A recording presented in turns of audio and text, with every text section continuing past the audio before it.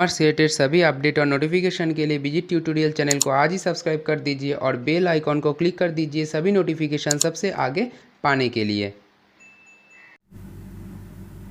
So hello and welcome guys two digit tutorial. तो आज हम लोग डिस्कस करेंगे बिल ऑफ एक्सचेंज के टॉपिक के ऊपर। तो ये निगोशिएबल इंस्ट्रूमेंट एक्ट 1881 के अंडर में आता है bill of exchange, promissory note और चेक। तो आज हम लोग topic number 1 bill of exchange के बारे में डिस्कस करेंगे। तो चलिए शुरू करते हैं। मिस्टर ए और मिस्टर बी दो आदमी हैं। मिस्टर ए मिस्टर बी से कुछ माल खरीद रहे हैं। तो मिस्टर बी हो गए यहाँ पे सेलर और मिस्टर ए हो रहा है परचेज़र। तो मिस्टर ए कुछ गुड्स परचेज किए मिस्टर बी से, लेकिन अभी पैसा नहीं दे पा रहे हैं। तो मिस्टर बी का क्या कर रहे हैं, मिस्टर बी मिस्टर ए के ऊपर एक बिल ड्रॉ कर रहे हैं। नॉर्मल एक बिल सोच सकते हैं हम आप लोग, ऐसा नॉर्मल एक बिल ड्रॉ कर रहे हैं, ठीक है ना। तो मिस्टर बी मिस्टर ए के ऊपर एक बिल ड्रॉ कर रहे हैं। मिस्टर ए उस बिल के ऊपर सिग्नेचर कर रहे हैं। तो कौन कर रहा है, ड्रॉ कर रहा है मिस्टर बी। तो मिस्टर बी बन गए बिल का ड्रॉयर, ठीक है। मिस्टर ए क्या कर रहा है, उस बिल को एक्सेप्ट कर रहे हैं by signaturing on that part of paper. तो मिस्टर ए बन जाते हैं एक्सेप्टर या फिर ड्रॉई। अब मान लीजिए मिस्टर ए बोला है कि 1 महीने बाद वो बिल का पैसा चुकता कर देंगे। तो मिस्टर बी अगर एक महीना तक ये बिल को होल्ड में रख सकते हैं, तो मिस्टर बी आएगा 1 महीने बाद मिस्टर ए के पास और बिल का पैसा लेके चला जाएगा। तो इस सिचुएशन में मिस्टर बी के पास ही पैसा आएगा, तो मिस्टर बी हो जाएंगे पेई, ठीक है। लेकिन अगर मिस्टर बी उस बिल को मिस्टर सी के पास इंडोर्स कर देते हैं, मतलब मिस्टर बी मिस्टर सी को वो बिल दे देते हैं और बोलते हैं मिस्टर सी आप एक काम कीजिएगा, मिस्टर ए के पास जाइएगा और बिल का पैसा ले लीजिएगा, क्योंकि आप तो मुझसे कुछ पैसा पाते हैं ना, वो पैसा मिस्टर ए से आप 1 महीने बाद ले लीजिएगा। तो मिस्टर सी अगर ड्यू डेट में मिस्टर ए के पास आते हैं और पैसा लेते हैं, तो मिस्टर सी क्या बन जाते हैं, मिस्टर सी बन जाते हैं पेई। या फिर ऐसा भी हो सकता है मिस्टर सी मिस्टर डी के पास वो बिल इंडोर्स कर दिए, क्योंकि मिस्टर डी मिस्टर सी से कुछ पैसा पाते थे। तो मिस्टर सी बोले कि मेरे पास एक बिल है जो मिस्टर ए के ऊपर लिखा गया है, आप एक काम कीजिए, आप ये बिल का पैसा मिस्टर ए से कलेक्ट कर लीजिएगा, क्योंकि आप तो मेरे से कुछ पैसा पाते हैं ना। तो अल्टीमेटली ये बिल अपने ड्यू डेट तक मल्टीपल हैंड में जा सकता है, और अनलिमिटेड हैंड ओवर हो सकता है। तो अल्टीमेटली लास्ट में जिसके पास ये बिल रहेगा उसको हम लोग कहेंगे होल्डर इन ड्यू कोर्स, मतलब HIDC। मिस्टर डी के पास अगर अल्टीमेटली वो बिल रह रहा है तो उसको हम लोग कहेंगे होल्डर इन ड्यू कोर्स। तो पहले हम लोग देख लेते हैं बिल ऑफ एक्सचेंज का डेफिनेशन क्या है।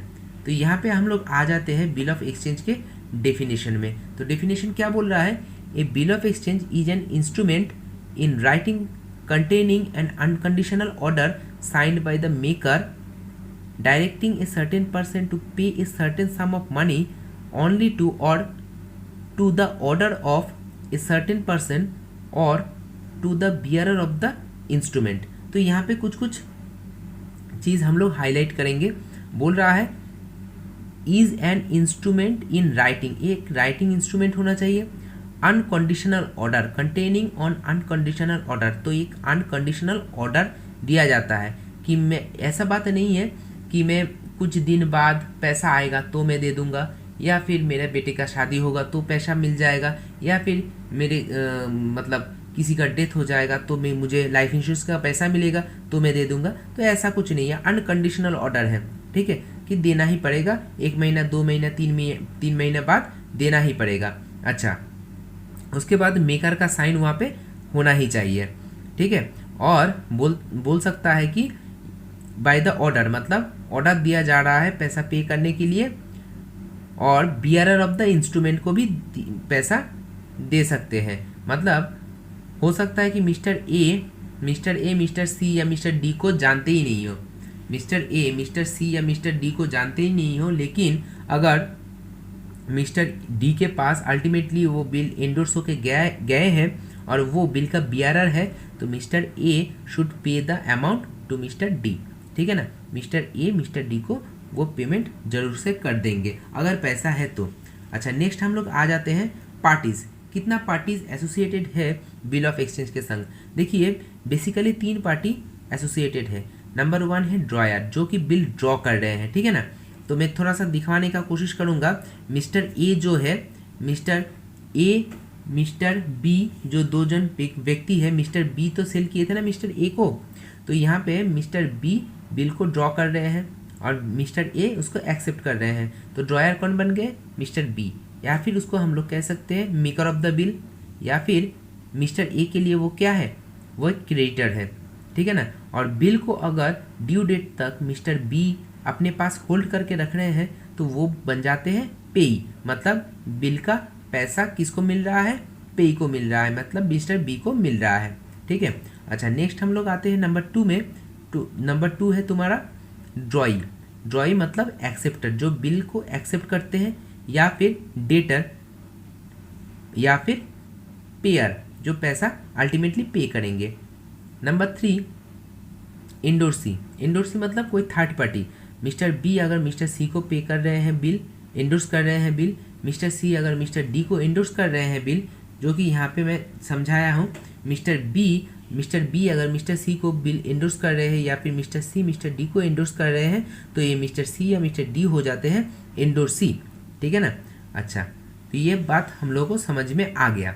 नेक्स्ट हम लोग आते हैं टाइप्स ऑफ बिल। कितने तरीके का बिल होता है? जनरली 7 तरीके का बिल होता है। Number 1 inland bill, number 2 foreign bill, number 3 documentary bill, number 4 clean bill, number 5 bearer bill, number 6 order bill, और नंबर 7 एकोमोडेशन बिल।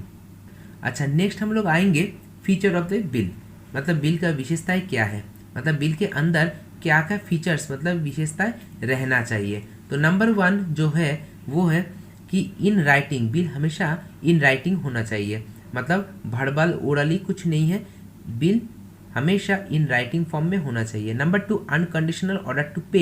यहाँ पे कोई कंडीशन नहीं हो सकता, जैसे कि मैं पहले ही बताया था, इसका शादी हो गया, ये मर गए, LIC का पैसा मिलेगा तो देंगे, या फिर मेरे धंधा चला तो मैं पे कर दूंगा, ऐसा नहीं है। अनकंडीशनल ऑर्डर दिया जाता है, यहाँ पे कोई कंडीशन नहीं चलता है। सर्टेन अमाउंट पेबल, वहाँ पे कितना अमाउंट पे करना होगा इसका उल्लेख होना ही चाहिए बिल के अंदर। Number 4 date and place of issue. Date of issue, place of issue, ये दोनों ही चीज़ इंपॉर्टेंट है बिल ऑफ एक्सचेंज के लिए। ड्रॉयर एक सर्टेन पर्सन होना चाहिए जो कि सेल कर रहा है, और ड्रॉई वो भी एक सर्टेन पर्सन होना चाहिए जो कि माल खरीद रहा है। तो ये था आज का concept about bill of exchange. अगर आप लोगों को मेरा टीचिंग टेक्निक, टीचिंग स्टाइल पसंद आ रहा है तो सब्सक्राइब कर लीजिए मेरा चैनल बीजी ट्यूटोरियल को। सभी नोटिफिकेशन सबसे आगे पाने के लिए बेल आइकॉन को ज़रूर हिट कर दीजिएगा। तो मिलते हैं नेक्स्ट वीडियो में, तब तक के लिए सुरक्षित रहिए, सेफ रहिए और जम के पढ़ाई करते रहिए। तो मिलते हैं नेक्स्ट वीडियो में, तब तक के लिए stay tuned, stay safe. Thank you for watching my video.